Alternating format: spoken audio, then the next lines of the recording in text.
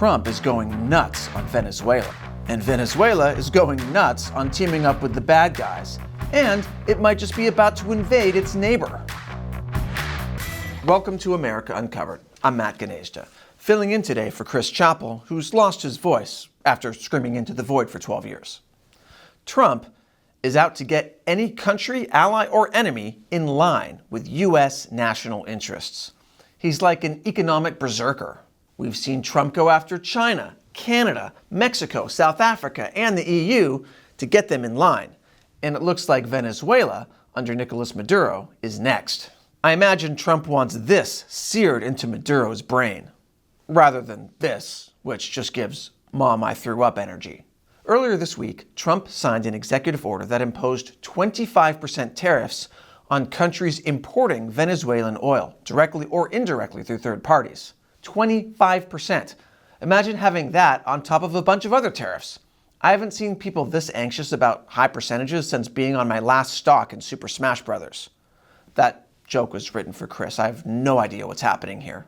Anyway, all these tariffs add up, especially for China, which is Venezuela's largest oil importer and one of America's biggest threats.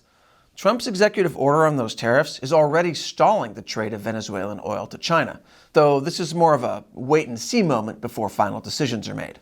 It's important to understand Trump's order against Venezuela picks up on his years-long beef with Maduro, because Trump never lets go of grudges. I assume he still has that hairstyle despite some barber from the 1980s. During Trump's first term in office, he imposed sweeping sanctions on the Venezuelan government, citing Maduro's seizure of power and human rights abuses. This included sanctions on Venezuelan oil, with the end goal of unseating Maduro. He wants to unseat a dictator who oppressed his people and not take the country's oil? Dick Cheney must be spinning in his grave. And I know Dick Cheney isn't dead. I just assume he enjoys sleeping in a coffin.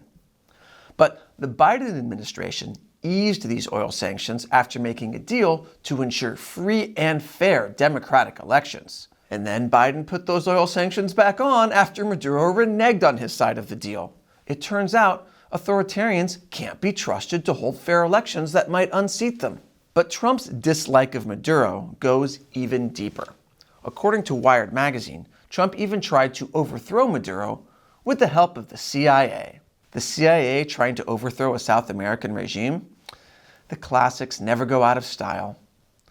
See, the CIA successfully hacked into the Venezuelan military payroll system, delaying paychecks in hopes of pushing military leaders to the opposition party. The CIA also promoted online pro-democracy content and democracy leadership training programs, and helped Venezuelan civic groups. But it turns out all of that didn't have the effect the US officials wanted. Maduro is still in power, because authoritarians' white-knuckle grip onto power, even stronger than Trump, holds onto a grudge. Some US officials blame the CIA for holding back, not taking Venezuelan operations seriously enough and doing too little too late. There were more holes in their operation than in the JFK assassination, which the CIA had nothing to do with. The thing is, Trump has a lot of reasons for cracking down on countries that import Venezuelan oil. Aside from Maduro's authoritarianism, Trump argues that Venezuela continues to be a threat to the U.S. by fueling the U.S. migrant crisis. Part of it is just how Venezuela sucks to live in, and so people want to leave. But also, the Venezuelan government has facilitated the influx of Tren de Aragua into the U.S., which Trump has designated a foreign terrorist organization after seeing it wreak havoc on American communities.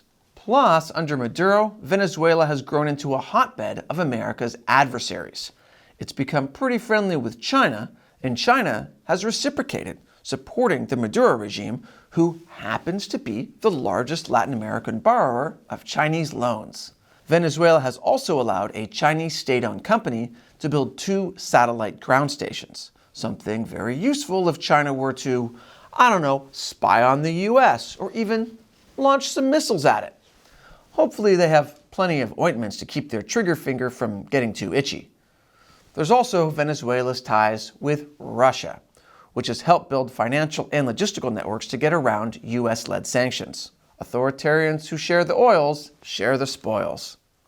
Venezuela, in turn, has been more than accommodating to Russian forces, allowing Russian warships to dock after military exercises. There's also Venezuela's ties to Iran, which Trump has so much beef with, he's given instructions to obliterate the country in case of his assassination. Trump is one of those guys who gets extra sensitive when someone wants to murder him. Some guys are so emotional. Venezuela and Iran do seem pretty close. It certainly helps that Iran has played a big role in Venezuela's oil production. You see, even though Venezuela is a major oil exporter, it relies on importing refined oil from Iran. That's because most of Venezuela's refinery infrastructure is in such poor shape, it can't even process Venezuela's own oil. It's kind of like a guy with fat fingers trying to get the Pringles at the bottom of the can. He wants the treasure, but he doesn't have the tools to do it. So Iran helps Venezuela build refineries, infrastructure, and industry. And Venezuela, in turn, supplies crude oil and petroleum products. Venezuela also provides agricultural products like coffee, cocoa, and tropical fruit. And apparently, Venezuela helps senior Iranian officials acquire property. That's not all. Iranian proxy Hezbollah has turned Venezuela into a hub for transnational organized crime and international terrorism, and has embedded itself into the Maduro regime's illicit economy and bureaucracy, which is just another reason why Venezuelan citizens are fleeing the country like an open mic improv comedy show is about to start. And guess what else China, Russia, and Iran all have in common? Aside from being authoritarian, of course. They give Venezuela tons of equipment and weapons, and also teach Venezuela how to produce more of its own weapons, like drones. Because as they say, give a man a gun, he kills for a day. Teach a man to gun, he kills for a lifetime. And all this could embolden Venezuela to invade its neighbor, Guyana. In case you aren't familiar, Venezuela claims that a massive chunk of Guyana belongs to it. Could it be because Guyana has so much valuable oil and gas? Claiming they own their neighbor and are constantly threatening to invade? No wonder China and Venezuela get along. Watch out, Russia. China may have a new bestie. So Venezuela has been expanding its military presence at the Guyanese border, and it even completed a bridge to a disputed border military base Venezuela reportedly built on Guyana's territory. Venezuela's navy is also intruding into Guyanese waters, with patrol ships that are equipped with Chinese and Iranian stealth technology and anti-ship missiles. This is on top of receiving at least 4 small Iranian missile boats, which could threaten Guyana's seaports.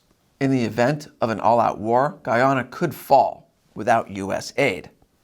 Somewhere Taiwan is shouting, "Same, sister!"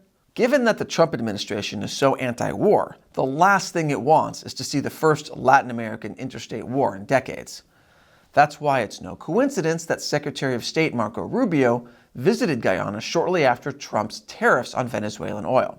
So there actually may be a method to Trump's madness, although it's less mad than angry, since he's a berserker. And you know what's better than billions of dollars of Venezuelan oil? Supporting America Uncovered so we can keep bringing you great episodes like this. Subscribe to our new premium website, americauncovered.tv, and you'll also get exclusive content, live streams, and Chris. Just click on this button that's been on the screen. Once again, I'm Matt Gnaizda. Thank you for watching America Uncovered.